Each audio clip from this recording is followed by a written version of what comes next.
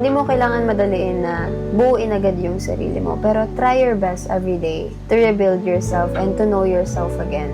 Especially if ginawa mong mundo yung tao na yan, you have to go back with yourself and know what really makes you happy. Ano ba yung mga bagay na nakakapagpasaya sa'yo, di ba?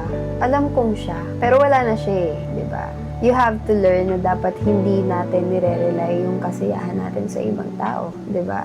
Kilalanin mo ulit yung sarili mo, alamin mo kung ano ba yung mga hobbies mo, ano ba yung mga gusto mong ginagawa, saang music ka ba nag-e-enjoy, anong movies ba yung mga favorite mong pinapanood. Know yourself, love yourself guys, kasi kung meron man pinaka-importanting relasyon sa buhay nyo, yun ay ang relasyon nyo sa sarili nyo. Palagi nyo yan tatandaan. Okay? That's the most important thing. Ang pinaka-importanting relasyon sa buhay nyo ay ang relasyon nyo sa sarili nyo. Kasi yung relasyon nyo sa sarili nyo ay panghabang buhay. Simula nung pinanganak ka hanggang sa mamatay ka, kasama mo yung sarili mo. So it's really important to really know yourself and love yourself. Okay? Extra lang yung ibang tao, pero kung meron man pinakamahalagang tao dito sa mundo para sa'yo, dapat ikaw yun. Yung sarili mo yun. Kasi hindi mo rin mabibigay yung best version ng sarili mo sa ibang tao kung hindi mo mahal yung sarili mo, kung hindi mo kikilalanin yung sarili mo. Paano mo malalaman yung i-offer mo sa kanila,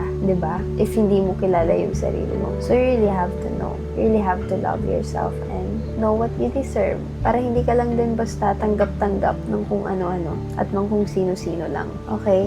Eat properly, ayusin mo yung kwarto mo, treat yourself, date yourself. There's a lot of things that you can do to enjoy your own company, di ba? Huwag tayo masyadong mag-focus sa taong hindi naman talaga tayo vina-value na or na-appreciate. Appreciate your own self kasi kung mayroon man taong hindi ka talaga iiwan, sarili mo yun. Okay?